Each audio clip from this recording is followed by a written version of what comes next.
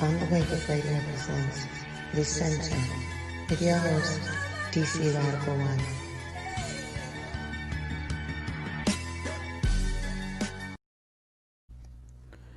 Greetings, Black family, and welcome to On the Wake Up Radio. I am your host, DC Radical One, and you have entered the center. Shout out to our wonderful producer, Cindy Ashby.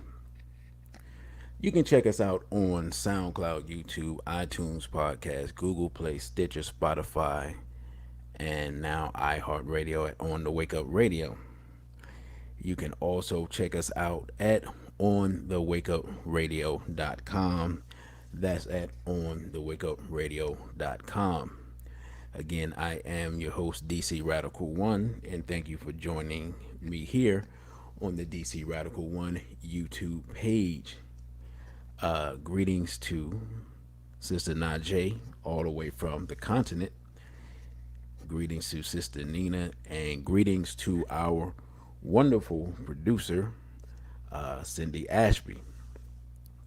And as you see, we have new intro, trying something new, trying to make some improvements to the YouTube page.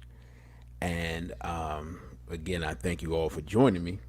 And of course, upcoming this Saturday at 2 p.m., we will have our Dr. Chancellor Williams Day it's a Dr. Chancellor Williams weekend celebration. And of course, Dr. Chancellor Williams wrote what some people call the Black Bible, The Destruction of Black Civilization. So we will be celebrating his birthday, life, and contributions this upcoming weekend on Saturday and Sunday. So on Saturday at 2 p.m., I'll be giving a lecture presentation called Africa versus Everybody Reloaded, and that will be live streamed. And the links for the Eventbrite for the live stream should be at the bottom of the page for this broadcast. So, and that will be Saturday at 2 p.m. Saturday the 19th, at 2 p.m. And if you're in the DMV area, you can come live. The tickets live are limited because of, the current situation. We do have tickets available live, and that will be at the Empowerment Center at 6490 Landover Road, Cheverly, Maryland. And you can get your tickets via Eventbrite. And then on the next day, on the 20th, a week from today, we will be having the gravesite ceremony for Dr. Chancellor Williams. We'll be going to his gravesite. This is the 4th annual Dr. Chancellor Williams Day. And so, as I said last week, the first year we did it, we actually did it at night at the gravesite.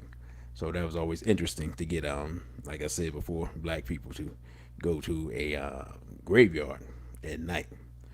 And the gravesite ceremony will be at noon, and that will be at Lincoln Memorial Cemetery. And that will be at in Suitland, Maryland. It's 4100, I believe it's 4100 Suitland Road in Suitland, Maryland. And that's Section O, Lot 618, Grave 5. So we'll be starting at noon and going and doing the ceremony there on that Sunday. So with that being said, and all that information will be or is in the description box of the video for today's show. Peace to Lord Vale, peace to Brother Patrick, and greetings to Glam Girl. Oh, okay, I just realized who Glam Girl is. Lord Vale says, can't wait for the lecture. And I know many of you all have not seen me. I know Sister Najee has seen me speak. I'm trying to see who else has seen me speak, excuse me. Sister Nina was at the she was at the Straight Black Pride convention, so she seen me speak as well, and so it's going to be it's going to be a good event. This is the first time we have live streamed an event with this quality that we plan to do.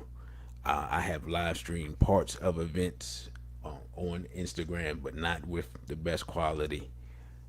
So this is a step up in class, which required upgrading a lot of equipment, and so between that and upgrading the lecture, which I recently had to do, I've actually really just got back in the house probably half an hour ago, um, taking care of some things for the lecture. So it's a lot more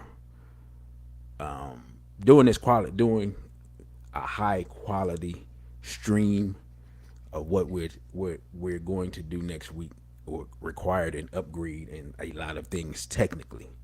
So hopefully everything will be high quality, because that's what we strive to do at Straight Black Pride, because we are charging people. So when you're charging people, you want to make things as high quality as possible. So with that being said, getting to today's show, which is something I wanted to talk about for a while, because I keep seeing this thing in certain areas of social media, and I just found it interesting when I every time I see it, and I mostly see it this type of rhetoric from young educated black women. So the question is, do black people have any allies in the battle for black survival?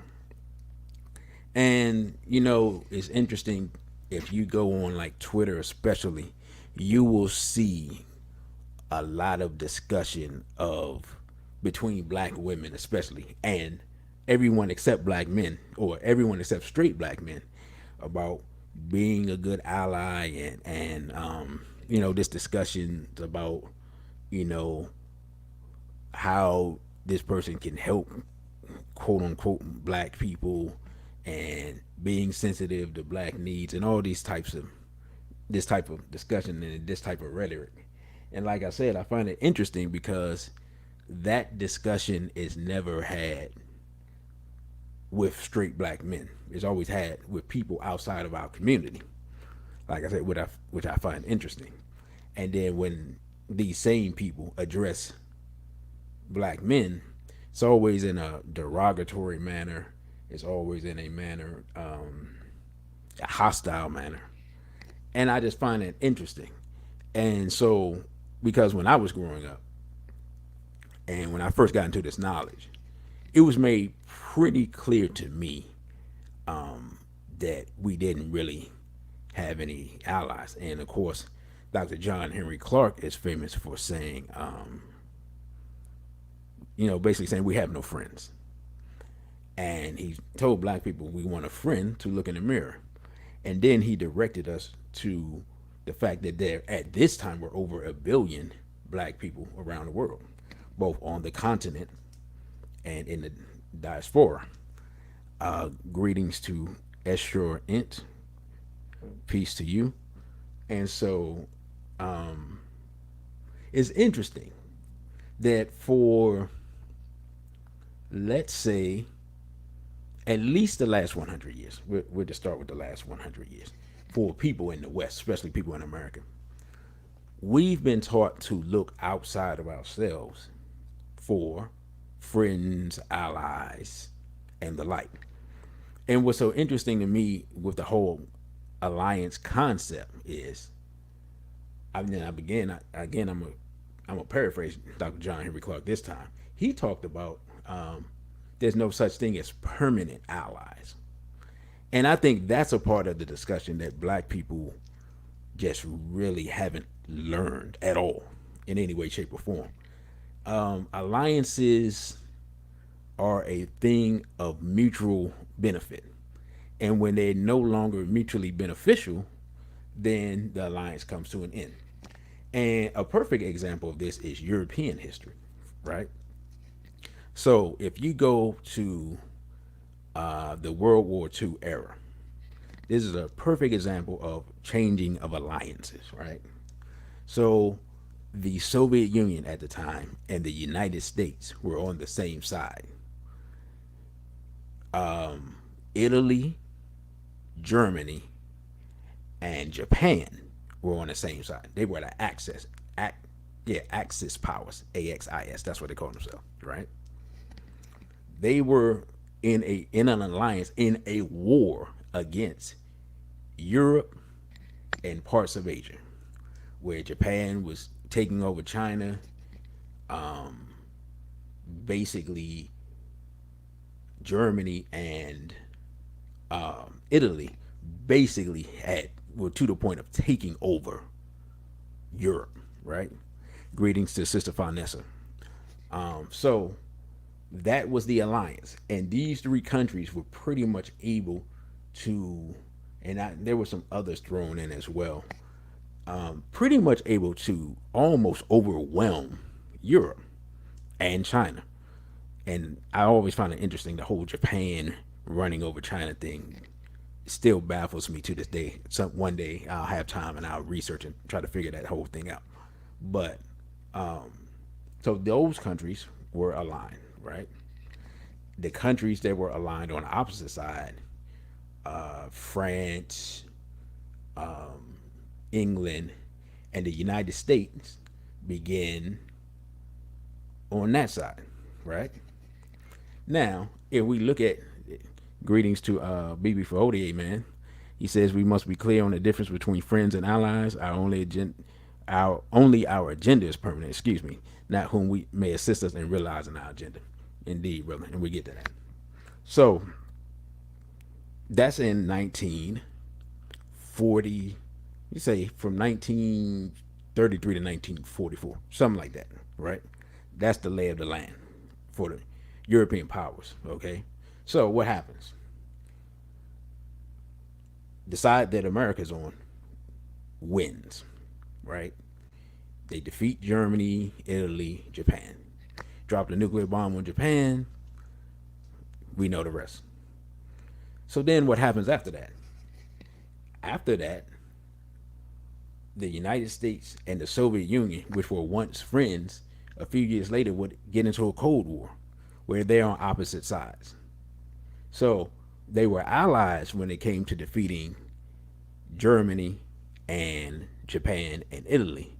But once they got the victory, then they no longer had an alliance and basically had, in essence, if you will, a proxy war. That's what it was, a proxy war around the world for the rest of the 20th century, in essence, right? So that just goes to show. And then what happened? Japan, who got bombed by America, suddenly becomes, a few years later, becomes an ally of America, right? China becomes an ally of the Soviet Union, and the rest of that region around China, they becomes allies with China, and the whole geopolitical situation around the world changes after the war. So people that were once aligned with one group are now aligned with different groups. Nations that were powerful became weak. Weak nations became powerful. Really, the birth of the United States as a global power stems from this time period, right? What can we as black people learn from this? We can learn, just as the brother said, any alliances that we have are only alliance, we should only keep them when they are beneficial to us as black people, right?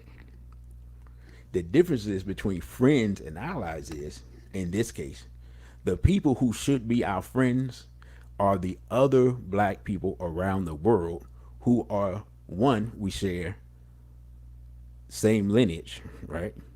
Same genetics, and the same culture. If you look underneath all the things that have been put on top of us to see what our actual culture is, right?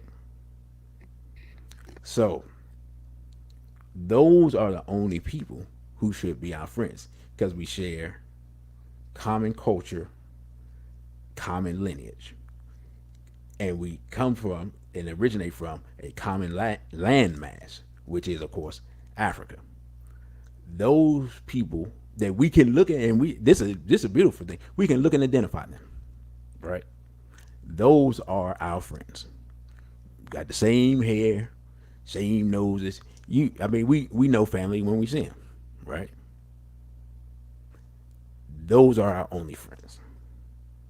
And we should be able to come together with those people, regardless of where we are. If you're in America, or if you're in, even if you're in China, if you're in on the continent of Africa, all those people, it should be a different relationship, a different understanding with those people.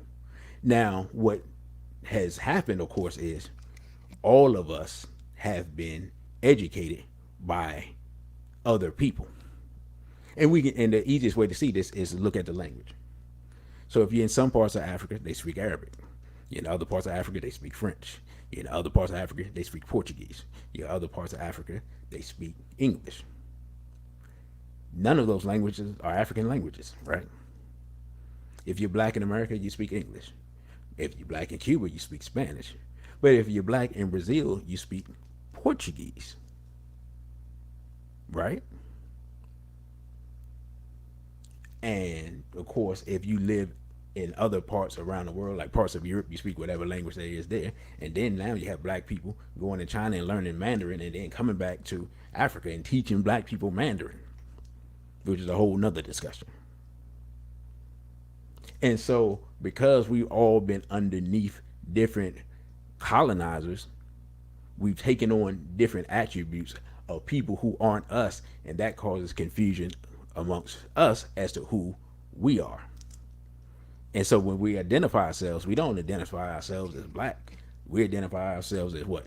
Americans. We identify ourselves as Cuban, Brazilian. And if we do add something black to it, we add the Afro and then fill in the blanks.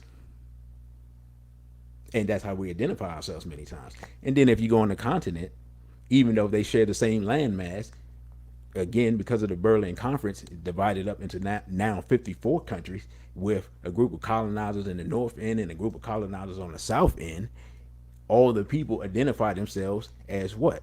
Something different. So somebody's a Nigerian, and then somebody is Ghanaian, and somebody's from Guinea, and somebody's from Tanzania, and somebody's from Zimbabwe, and so forth and so on ad nauseum.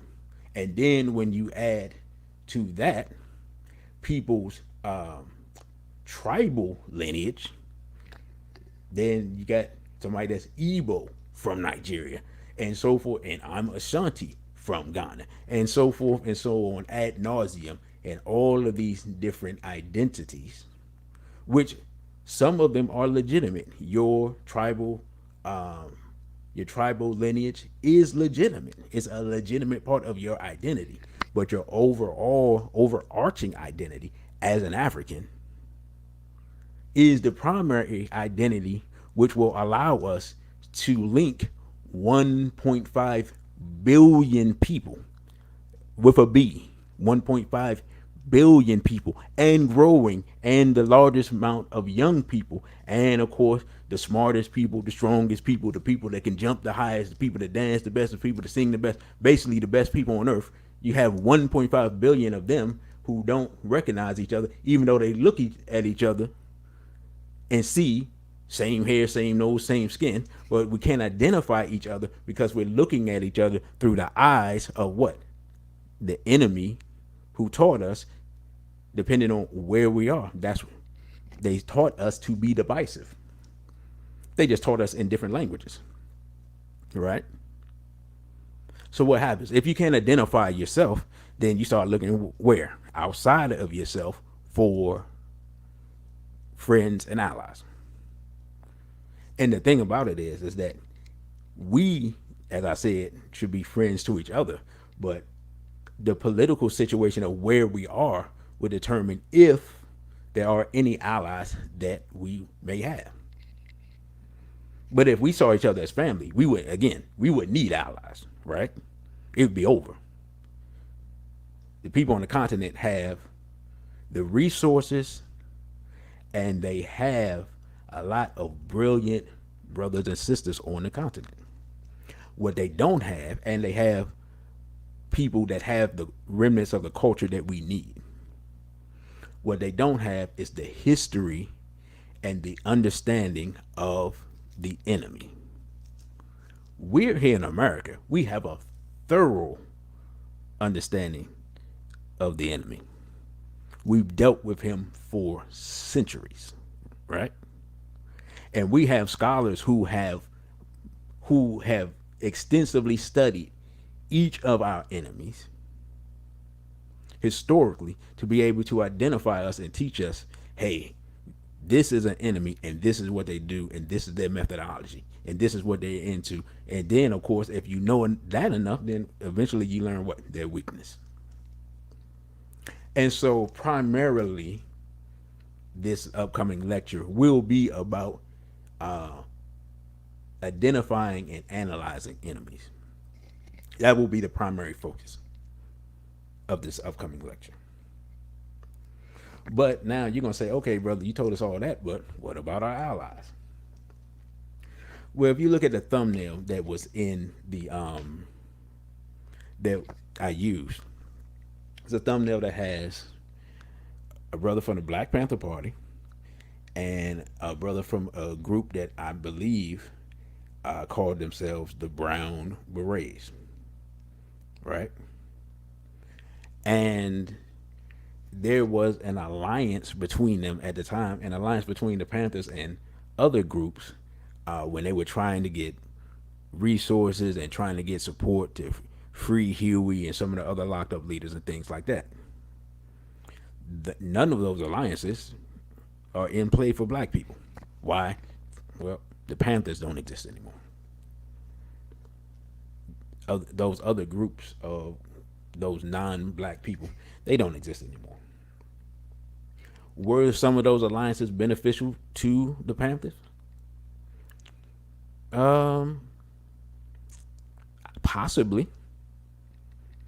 But are we, for example, in a situation now where we can align ourselves with anyone for our benefit here in America? Let's just say. Well, we had to look at the current landscape and see what's going on. One of the things we know for a fact is we are not good at picking allies, right? John Henry Clark talked about that too. We're not good at that. And we're not good at setting the terms of the alliance because we're always coming from a point of weakness. And I'm going to give you a perfect example. And I plan on doing a video on this later this week.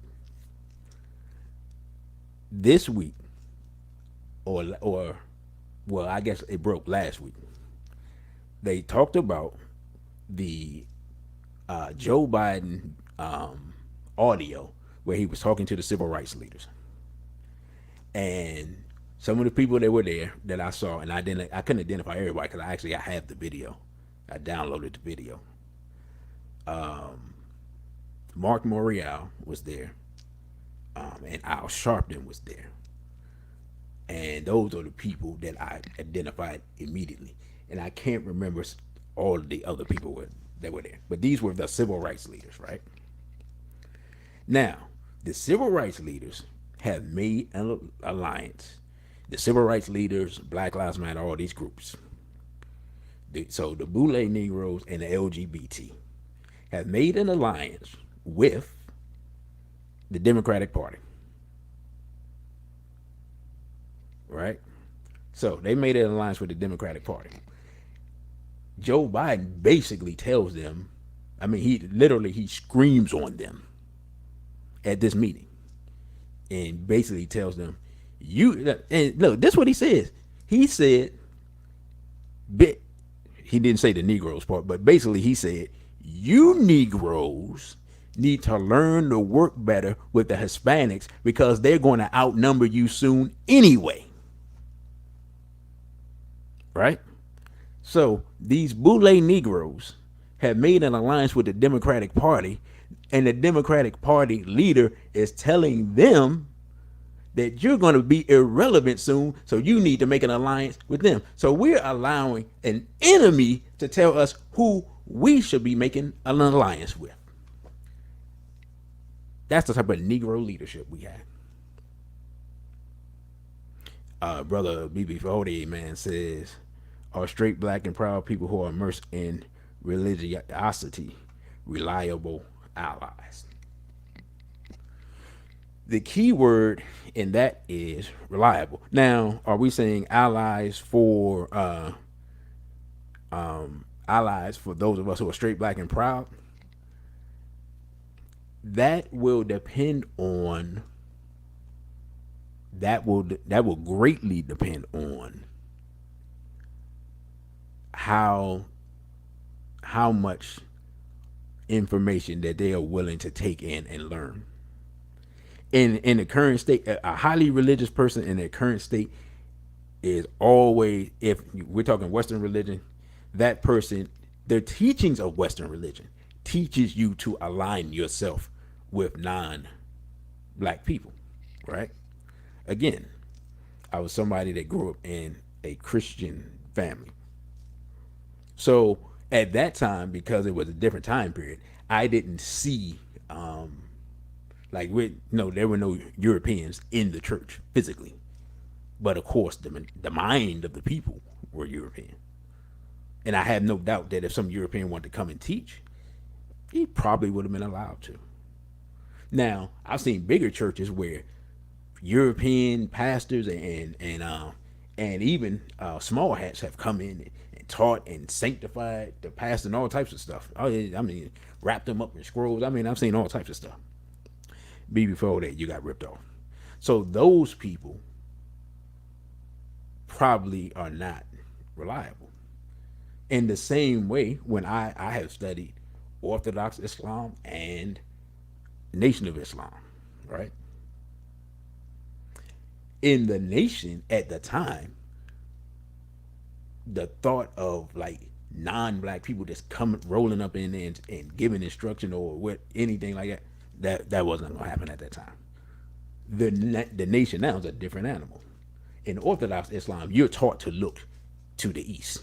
They are, in essence, in the grand scheme of things, no one says it, everyone's supposed to be equal in Islam, that's what they say. But in the grand scheme of things, if all the history that you're studying and if all the people who were supposed to be great and all the people who were there with the prophet and all that stuff were Arabs, and they tell you that they are the Arabs, and they say this what I look like, I'm an Arab, so therefore that's what they look like, they're Arabs, then of course they're not reliable to be aligned with black people because they're looking to non-black people as their example, right?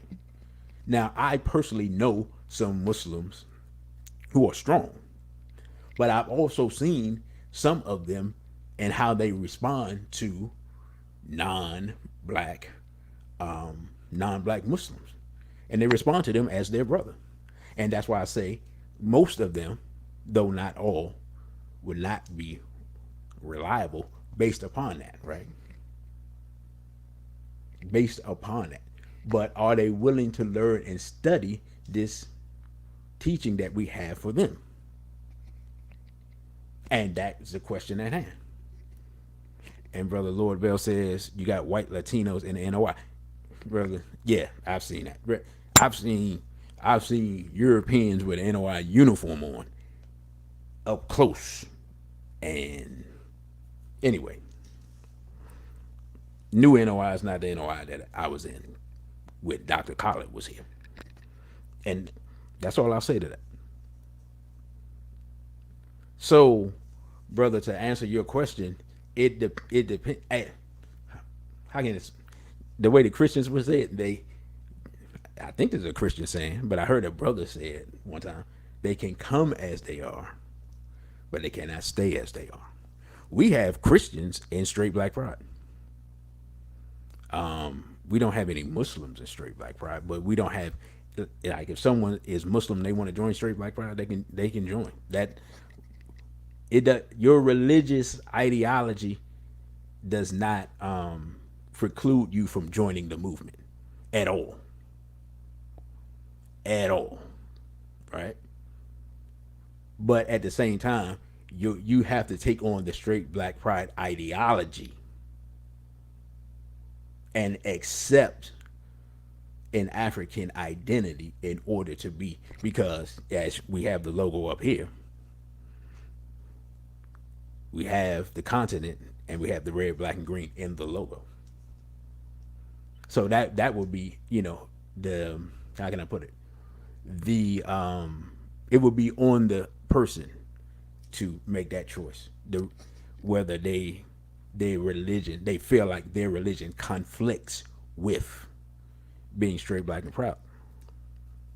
Now, in the grand scheme of things, if we really looking at it from a standpoint of what their religious ideology is supposed to be, the straight part shouldn't be a problem. The black part probably is a problem depending on what the religious ideology is. And the pride part didn't used to be a problem either.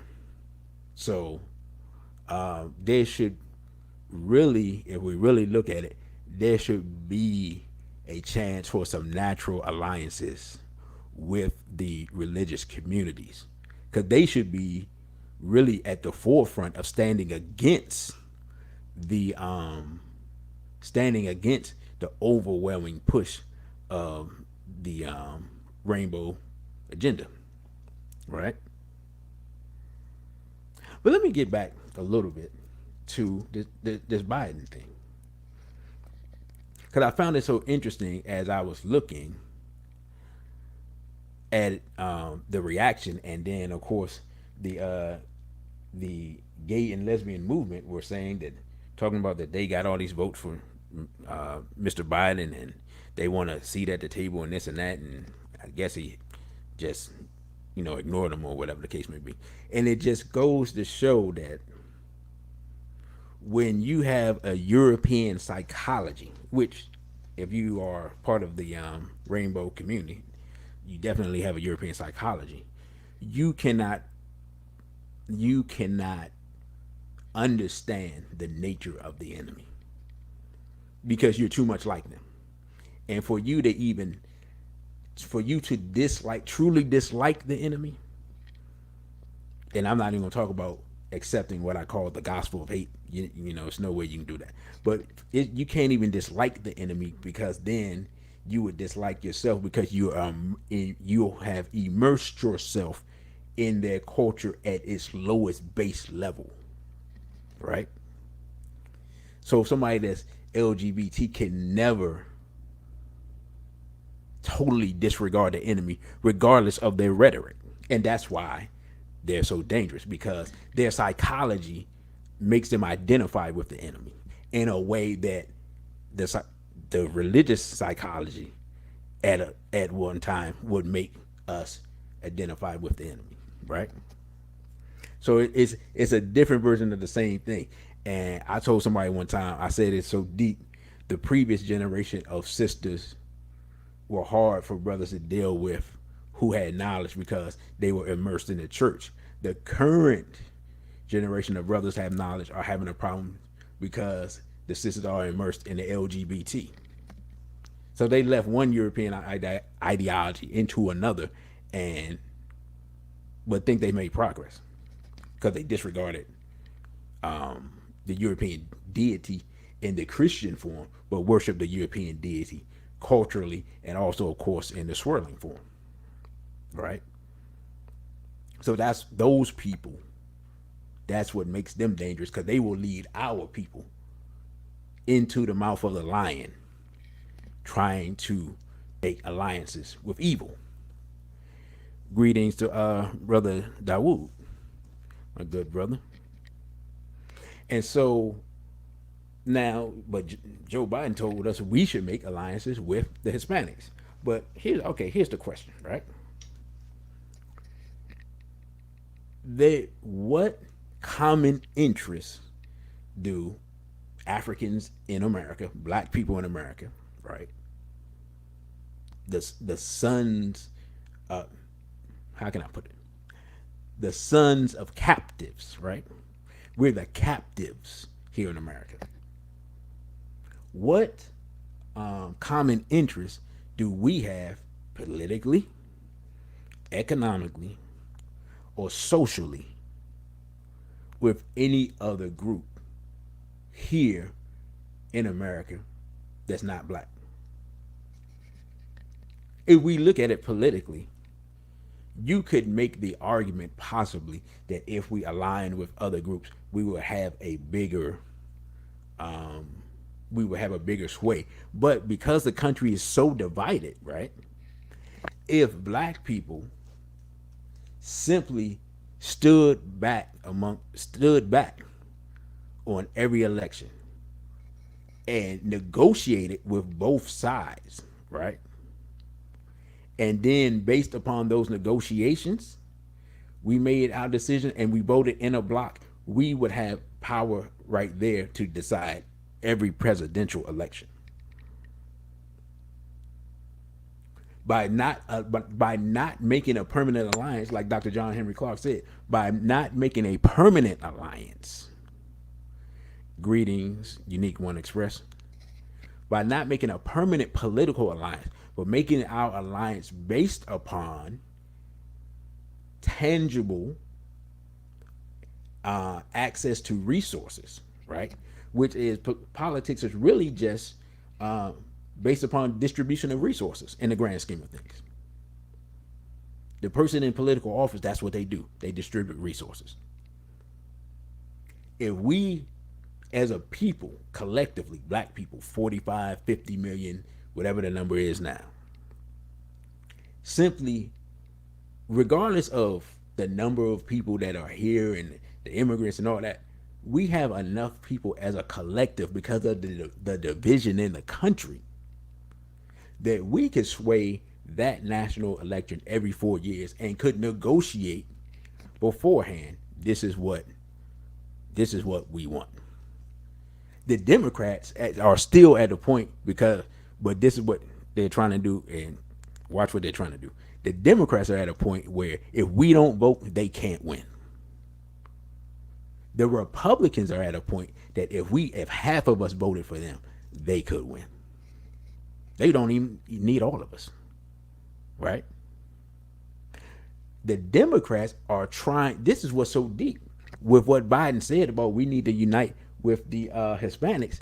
The Democrats are trying to neutralize us politically by bringing in more immigrants, thus diminishing our percentage of the population and thus making us what? Politically irrelevant. So again, the Boule and the LGBT sat around and made a deal to deliver us to these demons, and they put us now in a position in 4 years to be irrelevant, because the first thing that Biden said, of course, is how much he going to push LGBT on Africa. The second, because he said, they couched it in human rights around the world, and we talked about that earlier. The second thing he said he's going to do is he's going to start bringing in immigrants. He's going to start bringing in immigrants from India, because what? Because that's where Kamala Harris is from. The second group of immigrants he's going to bring in is he's either going to bring in more from Mexico and South, or just sit around and make all the people that are here that shouldn't be voting, even though I know some of them voted, and shouldn't have jobs, and any of these shouldn't have a driver's license, shouldn't have any of this stuff, because these people can't read the language. I know you can't read the language because you can't speak the language. I don't have to debate with anybody about that. Because if you ever try to learn the language, you know. So they're going to make all of those people instant citizens, which decreases our percentage. So for us, right, politically, immigration is not a good thing. For them, the Hispanics, politically, immigration is a good thing. So therefore, our interests are diametrically opposed. So therefore, how could we possibly ever have an alliance with them politically when we have divergent interests, right? Now, comes to something like socially. We come from two different cultures. We have no common interests. That's it in a nutshell. There's nothing else to discuss.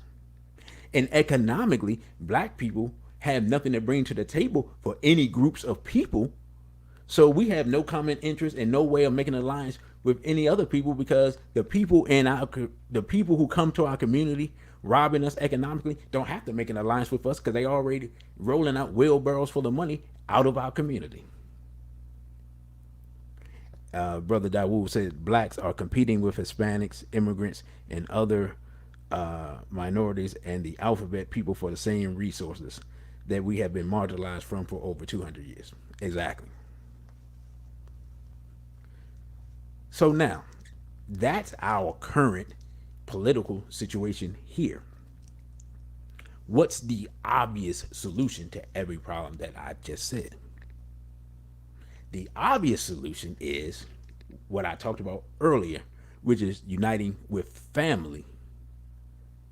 And you can solve your economic problems with international trade. You can solve your political problems because you can go what? Above simply the American political system to the global stage, which is what Malcolm X was trying to do back in 1964, 65, which is why Malcolm X is no longer here.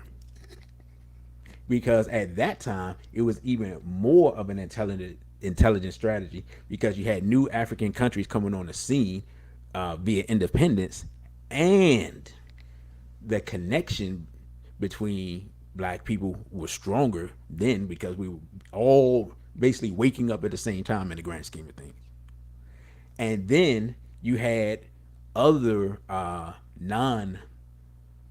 non-white nations that they were gaining their independence, and they would be willing at the time for their own purposes to side with black people against the United States.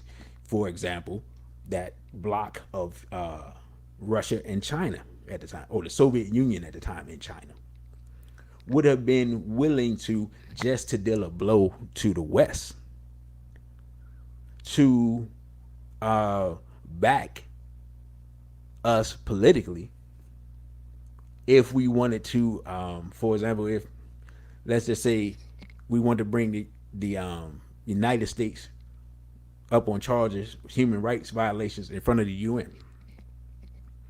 That was Malcolm's plan. And at that time, because of the global political situation, it would have been it would have been devastating to the United States. Now, because the dynamics of the world has changed and the United States is along with China, they are the two superpowers now. China's a rising superpower. America's a declining superpower. And as America becomes a declining superpower, it's almost more imperative for black people in America to begin to look internationally, because you're in a country which is declining economically, declining politically, it's declining morally, it's declining intellectually. Every aspect of life in America is declining, and has been for a while, but now it's reached a point where it becomes obvious for most people to see. And if you study history, you realize that nations collapse in slow motion. Rarely does a nation collapse in one person's lifetime. And Lord Vale says, I just watched a documentary called 40 Years a Prisoner. There were white people and white Hispanics in the movement in Philadelphia. Yeah, they had Europeans in that movement. It was not an African nationalist movement like it's kind of been portrayed since that time. But the center of it was black people. It was more like I think their ideology would be described as like a back to nature movement. But they had enough how can I put it? They were making enough of a scene for the powers that be in that city to just get rid of them. And you got ripped off says we have nothing to show or give because they have successfully assimilated us. We now see everyone singing, dancing, cooking, dressing, talking, preaching, eating, etc. like us, but they received their awards.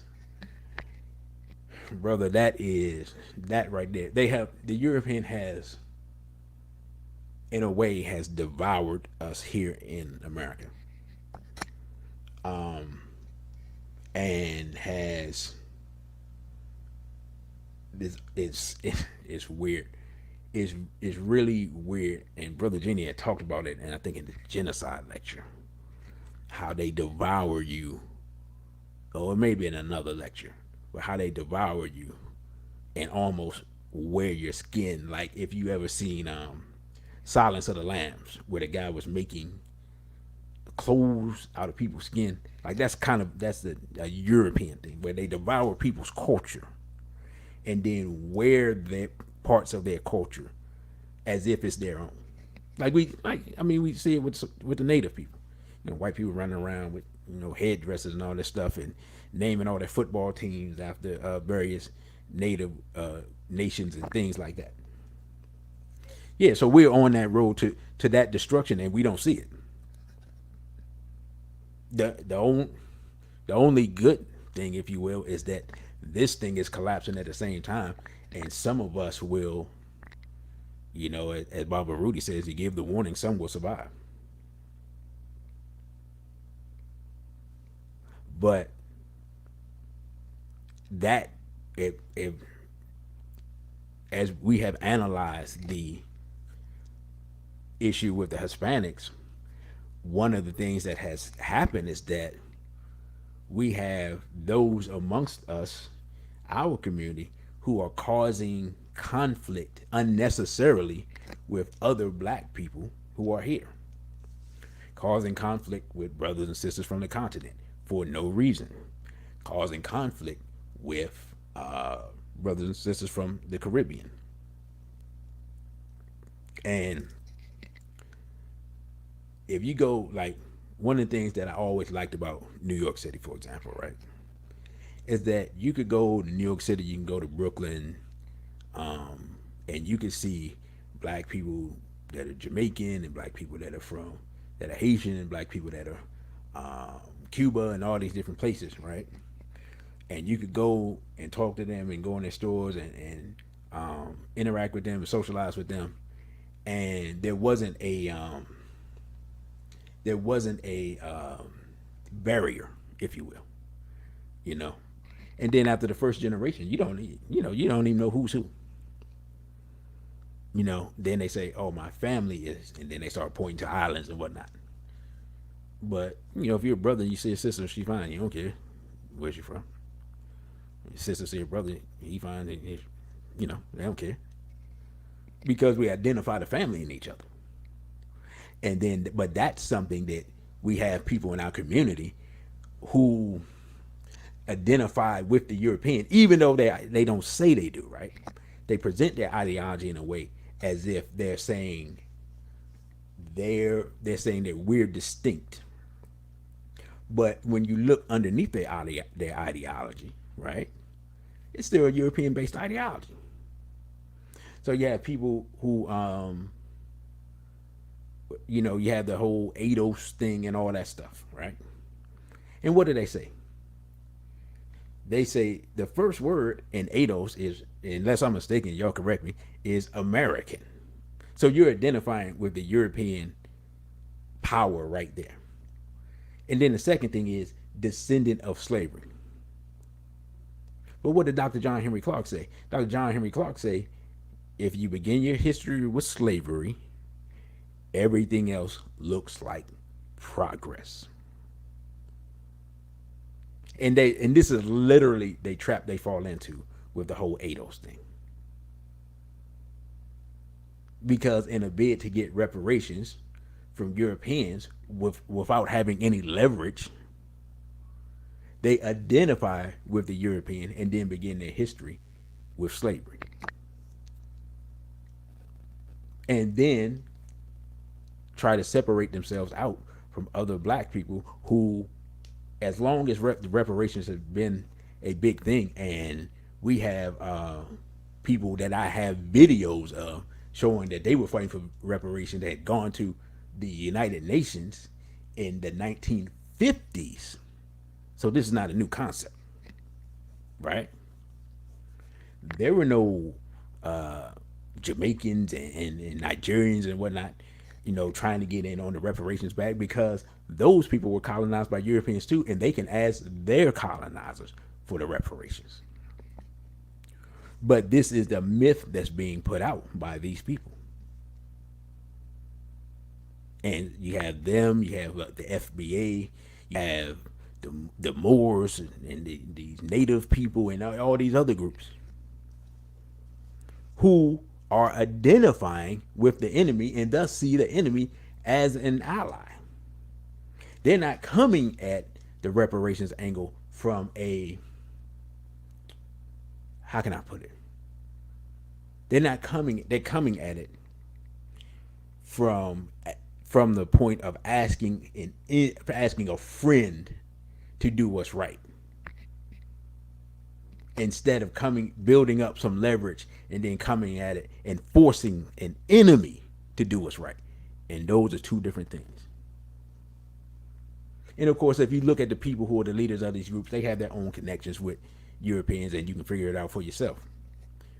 One of the leaders is with a half European, and the grandmother of their children is a European. The other one has a European mate and has talked about having a significant amount of European genealogy in her. And thus, that explains the ideology. I don't have to name names. You know who these people are. You know the stories. And so these mentalities of not looking at enemies as enemies is what gets us to the point of looking for allies in the wrong place and looking for friends amongst enemies. And that's a major problem that black people have had historically, according to Dr. Clark, and without question, we have currently. And I talked about it when I did my Memorandum 46 lecture. If you not just look at Memorandum 46 on the surface, but if you look at it in historical context of what was going on at that time, then the debate about the veracity of the document goes away. And then you can study the document in its proper context and then try to figure out, okay, would this be something that they would implement going forward? And the answer is yes. For those that are unfamiliar with the Memorandum 46 document, it was written by Zbigniew Brzezinski, allegedly. I put allegedly there, right? And it's a document goes out to different department heads of the government, and it lays out an analysis, because really it's an analysis of the relationship between black people here and black people on the continent. And this was written in 1978 during the Carter administration. And so basically what it was saying is that that there was a spirit of African nationalism amongst black people at the time, and then of course spirit of revolution going on the continent, because you still had countries fighting for their freedom. And basically it was saying, here are the dangers of these two groups coming together. One group's revolutionary. They could cause problems for the U.S. if there's a connection. You start having international revolutionary groups, and then you have problems for white people here, and at that time, white people on the continent. And so we have to look and analyze and think, would Europeans then say, okay, this policy and this analysis is correct, and then let's make policies off of that. I would say that they would say the analysis is correct for that time, and would then begin to implement policies to neutralize that threat moving forward. And the methodologies that they use to neutralize may change, but the policy will not. Brother, you got ripped off says black hating Ethiopians here in Colorado have taken the label black owned businesses for their businesses, but when you enter the businesses, it's full of Yurugu. Um, I would ask this: Have how does the Ethiopian community there respond to black people in general? That's the question I would have. And the reason I ask that is because we have a lot of Ethiopian businesses here in DC, and up until it's so interesting. Okay, let me get through this real quick. I have had positive interaction with those brothers as an African in America, and having discussions with them about the African identity and things like that, and talking about Ethiopian culture and things like that. We've had we've come to an understanding, and I have supported some of those businesses. And uh, it was a brother that I was beginning to know personally, but he lost his business or decided to move or whatever happened because I lost contact with him because of the gentrification and things that are happening in DC. So, brother, I would just ask that, because a lot of times what happens is we don't speak to these people. We just see them interacting, and they don't know. And they a lot of times with a lot of brothers and sisters from the continent, it's two things, especially the ones that come here. Well, it's three things. The first thing is some of the people that come here, they're just Negroes, right? They're just Negroes that happen to be from Ethiopia, Negroes from Nigeria, so forth. So we got Negroes here. We understand. I mean, Negroes are Negroes. We don't think that Negroes come from other countries, but almost everybody's been colonized, and colonization makes Negroes. That's the first thing, right? But what often happens is that people on the continent don't know the history, right? And then when they know the history and they realize what happened, and you start talking to them about the things that black people here have been through, it's a different understanding, and they look at it different. They look at you different. They look at their history different. They look at everything different. They like, wait a minute, I didn't know this. I didn't know this. I didn't know this. I didn't know y'all did this and that. Blah blah blah. I didn't know y'all came from this area and this area. You know, it makes a totally different discussion. All right.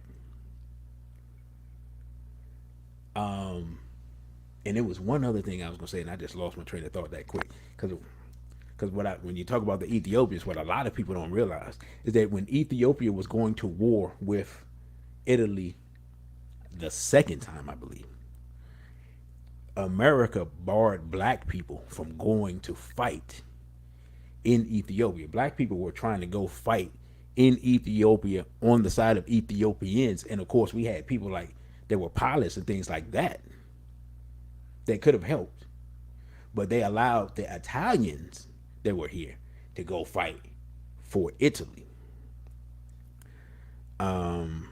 You got ripped off says uh, the immigrant Ethiopians do it to an American born Ethiopian to explain to me after an immigrant Ethiopian told me he'd break my neck during an Uber trip. Okay, you gotta give me some more context, brother, because I'm trying to read it. Basically, I see you had a conflict with the Ethiopian, which is interesting because they don't get that brolic in this area unless they speak in their own language. But yeah, they not that bold in these parts. But you know, but like I said, there are Negroes that come from every country. So he just may have been an Ethiopian Negro. But like I said, I have had positive interactions with them, and I actually know a brother that ended up marrying Ethiopian sister, which surprised me because his first wife was from here, was from PG County. But again, those type of negative interactions like you're talking about then affects and clouds how we see a whole group of people, and vice versa. They have interactions with us, especially if they come here young, that clouds how they feel about us. So that thing goes both ways, and we have to. And Ethiopians are, let's be real, Ethiopians are a unique set of Africans. There is some, especially amongst the light skinned Ethiopian groups, there is some light skinned supremacy and Ethiopian supremacy that runs through that culture, and it's not just how they deal with us. They have some issues within Ethiopia with that. Let's just be clear and call it like it is. So again, that speaks to the need for us to speak to each other and hear each other's stories. Because, like I was saying, I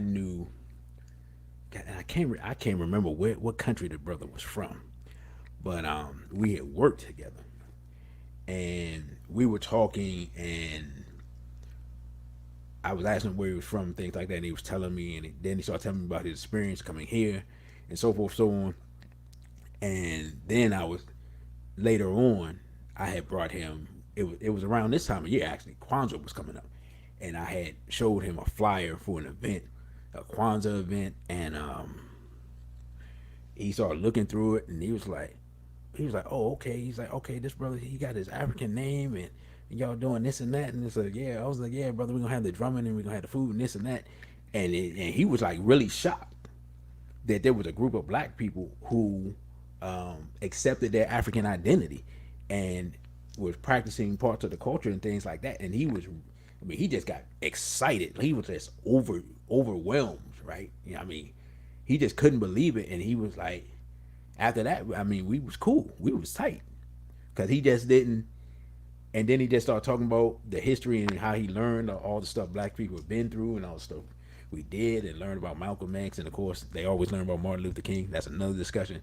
And that discussion, man, was just world changing to him. And he had come here as a Negro, because when he came here, he married a white woman, so he was a stone cold Negro. And then he started learning a little bit of the history and being around black people in America, and then having that type of interaction with me, it changed the man's whole life. But that's the type of interaction we need around the world. And because once we start, this is the thing about black people, if we ever start comparing notes, we'll realize who our friends and enemies are. When you go to different parts of the world, the black people point to different people as the enemy, not realizing that, yeah, we got a problem with them too. But they don't know that. So if you're in North Africa and you ask them brothers, they like, man, this Arab is a problem. And if you live in Detroit, you got the same problem with the same Arabs that run a gas station in a store and act like you're going to steal something and disrespecting you, talking to you all types of crazy ways and whatnot, and acting like he really about that life. You got the same problem with the same Arab here in Detroit, in America, that you got over there with the Arabs in Saudi Arabia and Libya and any Egypt and any other place we interact with them in North Africa and Mauritania and all, Tunisia, you name it, all of them. We got the same problem, except that they're over there on land they've conquered, so they're more vicious there than the ones we deal with here. Brother Dawood said immigrant Africans often don't understand what America is until they have raised their children here for a generation. Then they realize the problems American-born Africans have to deal with. That is a fact, brother. That is a fact. A lot of times these people come here and think that America's a land of milk and honey, and they don't see what's going on. And like you said, when their children here are here, and they grow up, and their children speak like they've been raised here in America, and they can't be identified, and the European just identifies them as Negroes who are a threat, then all of a sudden everybody understands who the European is. That's a fact. That's a fact. And so, as I was saying, if we went around the world and we actually had discussions with all our people around the world, we would all have come to the conclusion. Our people that's having problems with China right now, China's over there building stuff and building their own all Chinese neighborhoods on the continent. They could have asked us about them. The same Chi Wang Lo that you got a problem with over there is the same Chi Wang Lo that's over here serving our people rat hips and calling it chicken wings and other filthy, disgusting food and disrespecting us publicly and sometimes murdering our people in their stores. Is the same person that you dealing with on the continent that's going to be a problem that you're going to have to deal with because you're going to have to get them out of there or they're going to take over everything. It's the same people. Because we haven't properly identified ourselves and properly identified our enemies, and we haven't come and had a session where we take notes and talk about who's the problem, where, and what's going on, we don't even realize that we're having the same problems with these people. Right? The same European police that we have a problem with here in America is the same European police that they have a problem with in Brazil. They just speak a different language. The police murder in Brazil is actually worse than the police murder here in America. Now take a minute to absorb that. But because of a language barrier, we don't even get to, how many people know Portuguese? We don't even get to talk to them to see what's going on. This type of information is the basis of what next week's lecture is. I will be able to show you what's going on, which is why I want people not just here to see it, but I want people on the continent to see it. And if I had some way to translate it into Spanish and Portuguese, I would want people there to see it too. So we can compare notes and realize that we all going through the same thing. We all got the same set of enemies. But even though I'm telling it to you here, I'm going to show it to you there, and it's more effective for you to see it for yourself. And Sister Nina says, all around the world, same song. As Digital Underground said back in, what was that? Was that 1990? That's a long time ago. When no one knew who Tupac was. Yeah, I'm showing my age. It is what it is. But again, we are, generally speaking, wherever we are, always looking for allies outside of ourselves and always finding a way to be divided amongst ourselves. So it's not just us. We got plenty of division just amongst ourselves here. We ain't even got to talk about dealing with African immigrants or people from Jamaica and that. We got plenty of division amongst ourselves. We Crips and Bloods were shooting each other seemingly my whole childhood till I was an adult. To the point now where they almost depopulated themselves and the Hispanics have come and taken over Southern California. That's just one example. Now we're having the whole gender war thing with black men against black women. And black women, it's just so crazy. And those black women openly seeking alliances with white LGBT, white women, and so forth and so on. Seeking alliances with those people. And having a war with your own men, your own brothers, your own fathers, your own sons. That's how backwards our minds are. That we're seeking help from enemies and seeing enemies in ourselves. And that's why I said a long time ago, until we hate our enemies the way we hate ourselves and love ourselves the way we currently love our enemies, black people will never be free. Never. That's the whole key right there.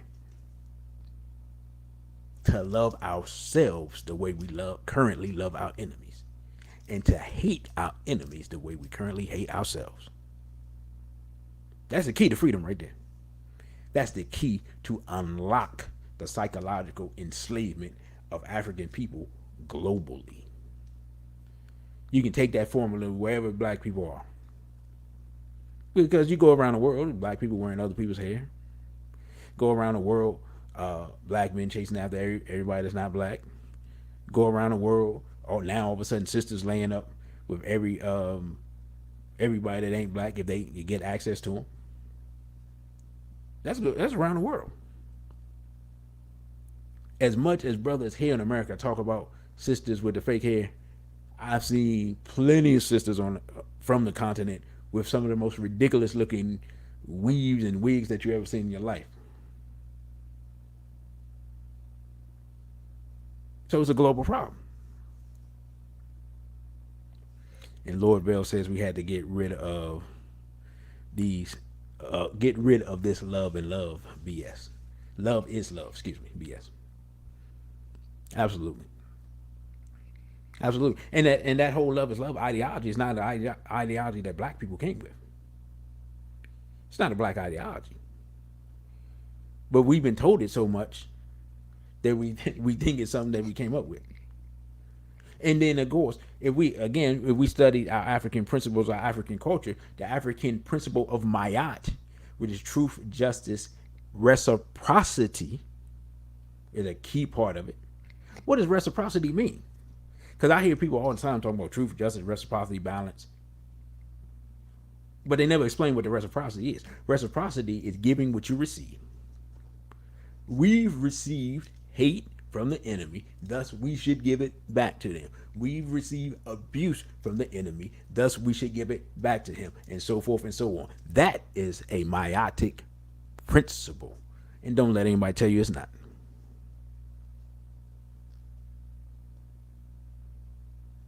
And Glam Girl says the key is for people who see the decline to not wait until it's too late to make a move. Yeah, I mean, and that, of course, your economic situation,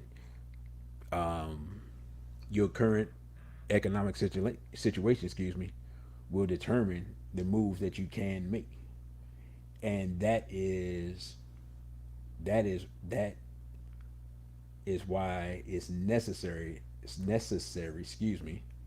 to do things as a collective. Because if you do things collectively, economically, it should improve everybody's economic situation. That's what I'm trying to say. And I'm slightly distracted because I had somebody trying to talk to me, sent me a message. Well, I'm trying to talk to you, so excuse me for that. But that is the current analysis of our situation. And really, when I think about it, we're kind of at the perfect time for this. And we're at a time that's going to be weird because alliances that wouldn't normally be made will be beneficial. Because we're probably going to get to the point where our enemies are fighting among, well, really, actually, false. We're at the point right now in America where our enemies are fighting amongst themselves. The most important thing for black people to do is, of course, move out of the way. Right? But there may come a time within that where both sides come to us seeking to either use us for their advantage or seeking some type of alliance, and we're going to have to be move very wise in that situation. We're going to have to be very wise in that situation because already the small hats have us lined up to take the fall for the things that are going on with this whole election and that thing. And the Europeans right now are starting to see through it, but as they get angrier and as once this thing is officially decided, because I believe that if I'm not mistaken, the electoral college votes this week, and y'all can correct me if I'm wrong. The states were supposed to ratify on the 9th. I believe the electoral college is supposed to vote this week, and then at that point, the election is, for all intents and purposes, concluded. But that's not going to appease the people who have seen a lot of evidence. And War Report says they vote tomorrow. Okay, I thought it was Wednesday, but they vote tomorrow. Okay. That's not going to appease the people who feel like the election was stolen. And I know because those people were in D.C. yesterday and some of them are still here. So we have to understand that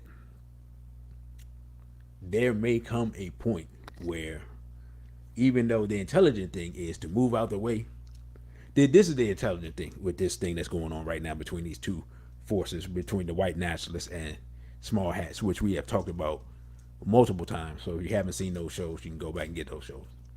And also, if you have not seen Brother Genie's appearances on T West show on Afro Synergy, be sure to check that out. Both of those programs out. The intelligent thing for us is to stay out of the way. And even more intelligent is for us to not only stay out the way, we have to be able to point the enemies to each other, right? Because this is what happens. And they've been working on this with Black Lives Matter and Antifa and all this stuff for a long time. What happens is they put us on the front. Something happens, they put us on the front, we yell Black Lives Matter, right? And then while we're doing that and yelling Black Lives Matter, the Antifa people who are white run around burning up stuff, tearing up people's businesses, and causing all types of chaos. Who do the white people see when they see that? They see us. While the small hats are the ones doing the damage. Those are the people they should be mad at. That's the example of why we need to stay out of the way and point the white nationalists to the small hats. But we can't do that if we're going to run out and be at the front of the thing yelling black, black, black, when the people that's yelling black, black, black are black skinned but white minds because they pro-LGBT. And Ghost of Comments Past says, we must return back to West Africa and hold those tribal leaders who enslaved us and sold us into slavery accountable. Well, first of all, brother, you're incorrect with that whole thing you just said, right? First of all, you have to understand the difference between African quote unquote slavery and European slavery. Second of all, you have to understand the destabilization of Africa. If you don't know the whole history, you have no idea what's going on. Because the destabilization of Africa and the wars that came in Africa right before the European came were because the Moors got pushed out of Europe, came down into Africa, and started a bunch of confusion there. And that's what weakened the African states, which allowed the European to then come in and to begin the enslavement. So when the thing first started, the people that were being sold to Europeans weren't even people from those groups. So they're like, okay, this is a prisoner of war, or this person wandered into our village and were causing problems and so forth. We got him. We like, oh, and then they're like, oh well, okay, we'll take him. And we're like, oh, okay. And not knowing, not having any idea till years later what was going on. And then of course they sent in mulattoes into trade. See, no one ever wants to talk about the mulattoes. See, the mulattoes and the Moors that were mixed, we don't never want to talk about that part. That's a big part of what people talk about with the whole Africans enslaved other Africans was a bunch of mulattoes, but nobody want to talk about that. Right? See, if you miss that part, you don't even understand that history. That's a key part of what people think they know, but they don't know because they never talk about that part. As far as holding certain people accountable, we definitely can discuss with people in those parts of the continent where we came from. We definitely can discuss getting land from them based on what happened.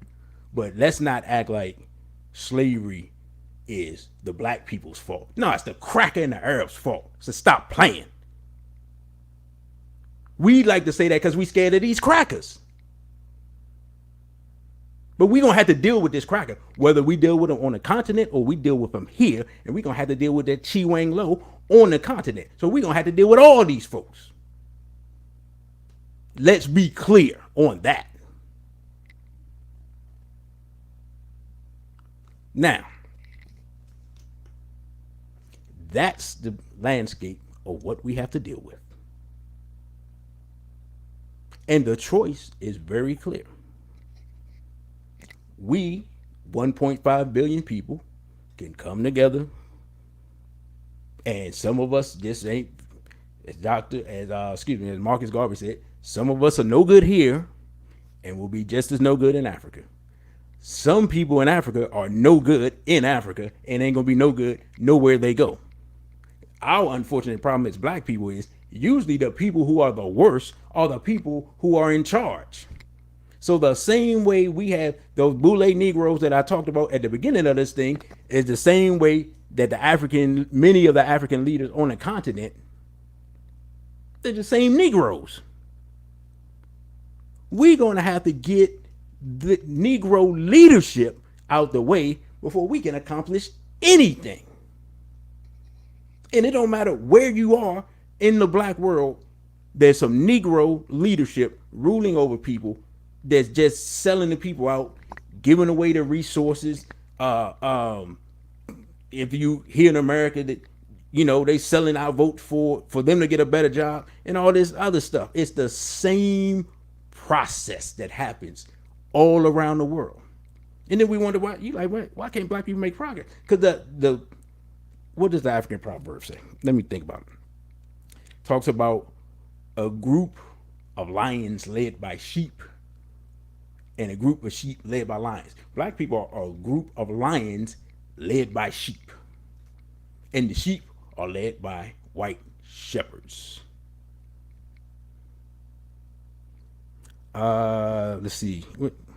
Is it true the Bantu have wiped out many other African tribes as they ripped through Africa over thousands of years? And BB48 man asked him to cite his source. Please cite your source. And so, as I was saying, it doesn't matter where you go. Haiti, they put in that guy Martel, who was a mulatto homosexual, and they're just economically raping Haiti and killing people and all types of, breaking loose there. We don't even have to talk about our leaders. Here it goes without saying. I just told you about it. Azania, Negro leadership.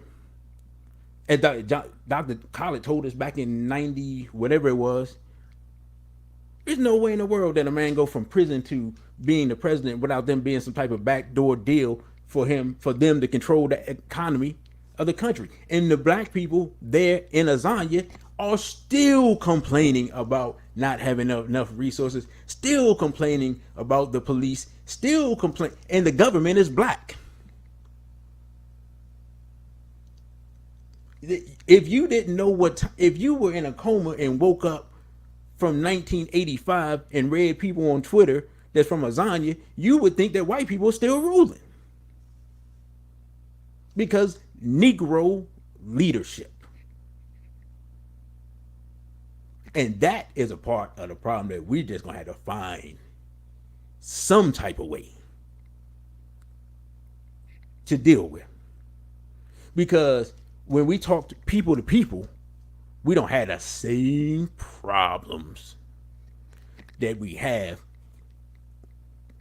when we try to do something on a large scale because the leaders get in the way.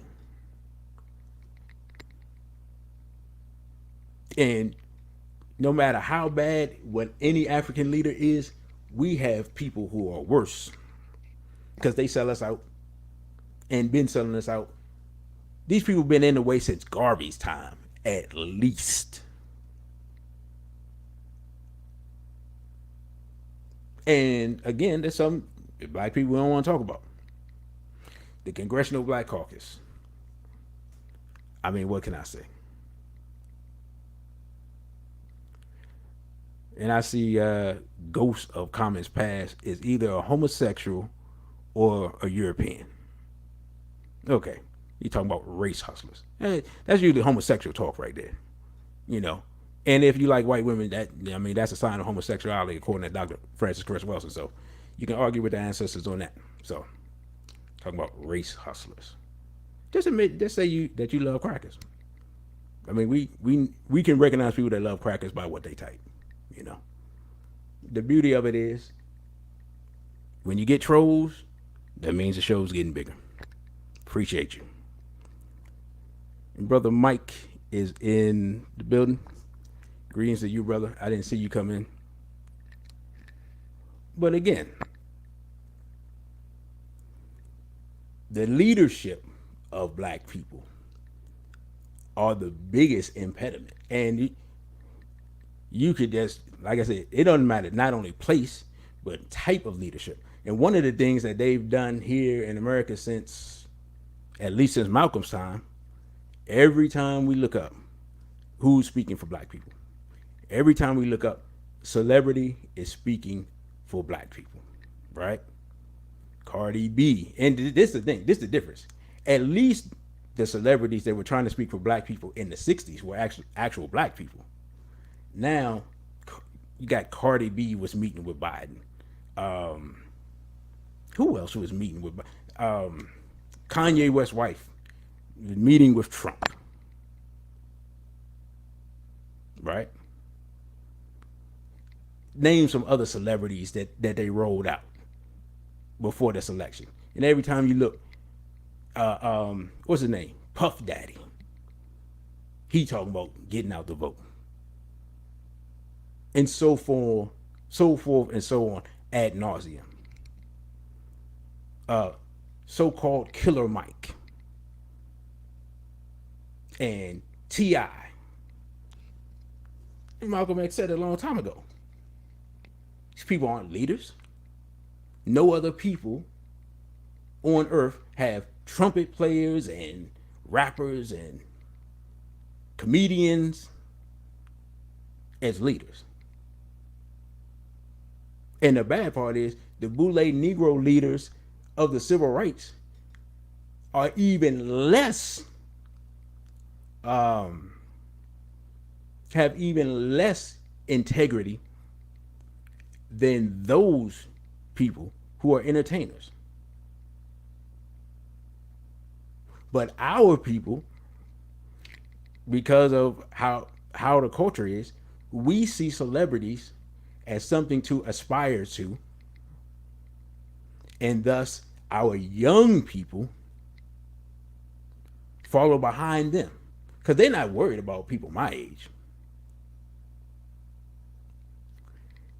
And this person says, do I preach the benefits of individuality? Individuality is a European concept. I don't have to teach Europeanism. So anyway, back to the entertainers as leaders. Our young people are the most affected because they look up to and aspire to be like them. because they feel like those people, this is what it is. They look at them and they feel like those people are free. Not knowing, and we've talked about this as on a previous show, not knowing the rituals that people have to go through in order to get to that level. So you're looking at a person that's free who has literally sold his soul or his backside, depending on who it is, to get to that level. And then we see what happens. Most of the time, the person, if they start off young, they destroy themselves. And we try to figure out what happens is because they can't live with themselves for what they had to do in order to reach that position. But we, our young people especially, are told to look at those people as leaders when they are even more enslaved because they have more to lose economically than any on the ground organizer does. And I know people who on the ground who do the work who have lost their jobs doing this work. I know people that have been locked up doing this work. I know people who's been shot at doing this work. But those aren't the people who are in the spotlight. And some of them don't even want to be in the spotlight just because they understand that the more you're in the spotlight, the more you have to lose, the bigger the danger is. But these are the things that the masses of our people don't get to see. And what happens? What happens is what happens all the time. This is what happens. People like Amos Wilson. Amos Wilson does this thing. He does this brilliant analysis. He writes these books. He leaves these documents. He does these lectures. No one hears. No one really. He doesn't draw big crowds while he's here. And then what happens? 20 years later, people read his books and are like, "Oh, this is mind blowing." 25 years later, and then black people will still sit around and try to figure out and try to analyze problems and try to find solutions and not even realize we'll get to the point that I've even been to this point sometimes where we try to reinvent the wheel and then figure out that somebody gave us the solution 25 years ago. Don't even realize it. And then we read the person or we see the lecture or whatever, and it's like, he already gave us the solution. I just need to activate on it. And you got Ripped Off says, we got a fake black agent amongst us. All this pseudo radical movement steal the intellectual properties of the Asafo, then corrupt the messages for their own platforms. Man, brother, that's a whole mouthful there.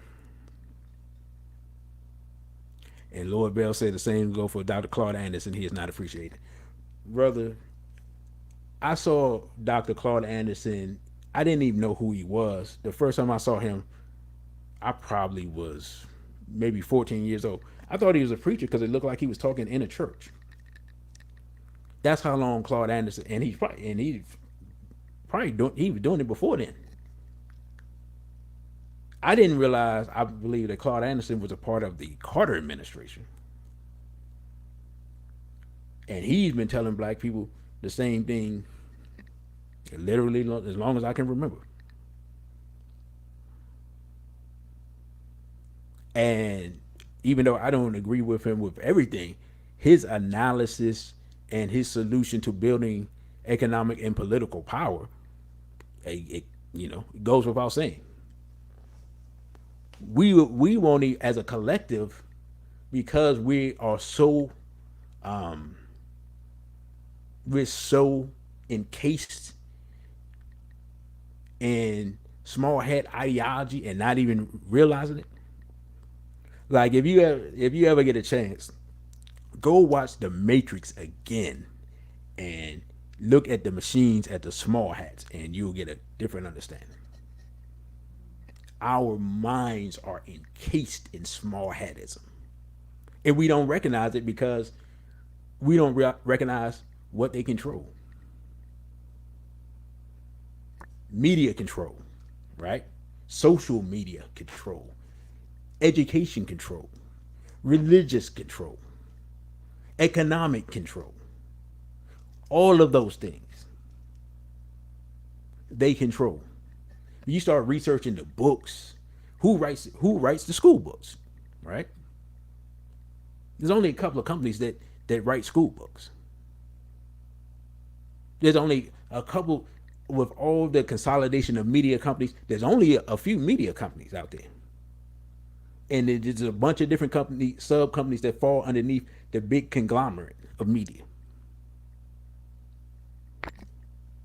All of the religions after Judaism that we call Western religion come from that. They get their ideology from them. And then, of course, how does it affect black people specifically, besides the school books and everything else? Is what? The entire civil rights movement is a small hat ideology. The whole civil rights, the foundation of it, and I talked about it in a previous show. Small hats. NAACP, small hats. Urban League, and so forth and so on. And so we will see those people in those groups and think that those people in those groups are working for black people and not even realize that they're working for small hats, because that's who funds them. That's who own their headquarters. They call the shots. But we think those are black groups. But again, what happens? If we properly study, we would know a long time ago why. Because Malcolm X told us in 1964, Message to the Grassroots. He told us. He just didn't identify the hats directly, but he told us about those civil rights groups. And then we got those same people from those civil rights groups sitting up there with Biden, or Biden is screaming on them like they some little children. And they're not doing anything, and they just sitting there taking it. And some of you may have heard the audio, but it's a Zoom call, so you can see the video,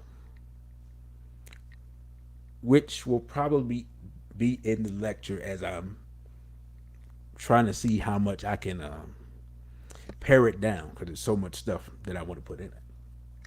And by the way, I haven't mentioned this, but the lecture coming up Saturday is actually a 2-part lecture.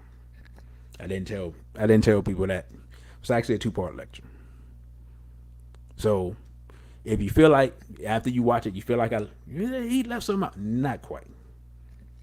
The second part of the lecture will be done on Dr. Khalid Abdul Muhammad Day, January 9th. So you want to see both if you can. And you don't want to miss it. And Sister Farnessa says Perm Daddy Sharpton was trying to help clean up what Biden was saying on the Zoom. Yeah, that's his job. Because I think he had said that him and Sharpton talked before it. So they had already strategized. And but it's funny you bring that up. Somebody said something that it was real deep. Because Biden has a lot of times he will look incoherent, and he'll say stuff and you were like, yo, this dude tripping. Man, he was real coherent and clear in that Zoom meeting. He was real clear when he told them Negroes how great he is. Yeah, that's the most lucid I've heard him probably in 2 years. And Lord Bell says, did you ever meet Dr. Khalid Abdul Muhammad? Yes, I did. Lord Bell, I guess I never told the story. All right, I'll tell the story real quick. Well, I got 2 stories, actually. If you ever been Dr. Khalid Muhammad Day, you would have heard both of these stories. Story number 1 is Dr. Khalid was in D.C. I was part of the group that was doing security. And so I had I was posted inside the venue, then I was posted at the door, and then Dr. so funny, like Dr. Collins was like, "All right, brothers, we're gonna close the doors. We're gonna talk some personal business or something to that effect. I can't remember what he said, but supposed to close the door. But there was a there was a the brother that was recording. There was a cable that was propping open the door, so he had propped open the door. So I'm trying to find a way to close the door while not messing up the brother's cable. And Dr. Collins like, all right, brothers, close the door, close the door. So so I'm sitting here hurrying up, trying to close the door and everything, because Dr. Collins giving an instruction. And in the nation, it is one of the mottos is we hear and we obey. And so I'm trying to close it, and then the other brother's like, brother, that's filming it. He's yelling at me in the other ear like, hey brother, you closing up my you closing up the cord. You gonna mess up my cord, so forth, so on. So I'm sitting here between Dr. Collins and this brother, being yelled at by both. So that was a funny story. Dr. Collins. I always say Dr. Collins got me in trouble. The second time was when I was a 5%er, and Dr. Collins was doing a lecture on Georgia Avenue here in D.C. And I don't know if Brother Daoud is still here. I think Brother Daoud was with me, but we were going to see Dr. Collins, Steve Coakley, Malik Zulu was there. I can't remember who else was there. And so I was wearing my universal flag. Those of you that's familiar with the Nation of Gods and Earth, you know what that is. And Dr. Collins just walks right up to me, looks at me, points at my flag and says, "Peace, God." I'm like, "Peace." He's like, "I need you to tell the people that we're changing venues. We're going down the street to such and such and such," whatever it was, right? Gave me a direct, looked at me, pointed me out, gave me a direct order. Again, what? Even though I wasn't in the nation, and he wasn't in the, was he still in the nation? No, I don't think he was in the nation anymore either. You hear and you obey. So then I went, told everybody, we got everybody redirected, went to the event, kind of sat towards the back and just listened to the brother. And yeah, those are my two Dr. Collins stories. And so he was larger than life when he was alive. Like what you see on video, that's how he was. But talking to brothers that like personally interacted with him, he was a little bit different if he knew you and you had that personal interaction. But he was still like, he was hard on the brothers as far as like, how can I put it? Like when something needed to be done and it wasn't done, and he wasn't one for a lot of excuses and stuff, because he took what he did very seriously. Like he could be funny and cordial and kind and that, but he was serious about the work. He was a warrior to the heart, to the end. Sister Farnessa says, I really wish I could have met Dr. Collins. He was one strong brother, absolutely. Brother Awu said, indeed, Dr. Collins was larger than life. And Lord Bell says the nation did Collins wrong, in my opinion. Brother, I'll put it like this. And I heard King Samir say this, and when I thought about it, I was like, yeah, that's it. They were going to go in a different direction. I believe that they had already made that decision. And Dr. Khaled being there would not allow that to take place. And I believe that's ultimately what happened. And I believe that it was just a matter of time where they would look to move him out the way. And very much like in the age of Malcolm X and that thing, there were people around who were jealous of Khaled the way there were people around who were jealous of Malcolm. But the difference was that as far as the difference in time frame, the nation wasn't thinking about making a move away from that ideology then. Malcolm kind of was moving away from the ideology, or away from the methodology, I would say, not necessarily the ideology, which is, something different. Whereas the nation was moving away from their own ideology, while Dr. Khaled was still holding strong and standing on his square. So that was the difference between those two events. So, in a very weird way, for a long time afterwards, Dr. Khaled was more nation than the nation would be, if you understand what I'm saying, as far as the ideology of viewing Europeans as the enemy and things like that. So, um, that's something I might get into in the second lecture. It's outlined, excuse me, but it's it's outlined, but I'm not haven't finished the second one yet. But Dr. Khaled, I love that brother. I love Dr. Khaled. So, as I'm losing my voice here, excuse me, um, I think I'm gonna wrap this one up early. I thank everybody for coming out, listening. I thank everybody for supporting. Thank you all who have supported in the Cash App. Thank you all who have already bought your tickets. Because I see some of you have already bought your tickets. I appreciate that for the live stream. For those who haven't, the link will be in the link is in the description of this video and all the videos that moving forward and a couple of videos that have already been released. You can buy tickets live up until Friday. You can buy tickets online up until Saturday about noon. And then we will send out the link. Once you purchase your ticket, we'll go through and we'll send out the link via email.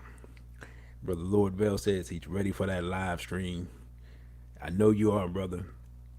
And so if you're in the area, there's a limited amount of, as I said previously, a limited number of tickets available in person.